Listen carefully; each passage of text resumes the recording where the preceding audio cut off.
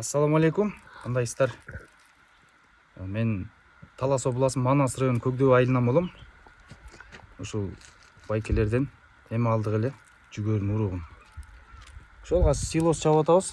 Лимагрин 555 31 алганбыз. Ошол бүгүн силос чабып жаңы буюрса тебелетип бүттүк. Азыр үстүн жабабыз буюрса. 2 гектар жерден ошо болжол менен 100 тоннадай бастык да.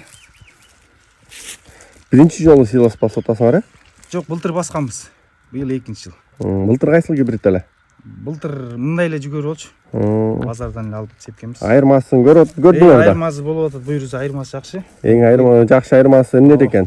Айырмасы бул эме дейт, весовой болот экен, силостачы, даны көп экен да ичиндечи. Былтыркы мындай эмес болчу да, мен ачсаң көбүнчө сабак эле да, сөңгөгүч.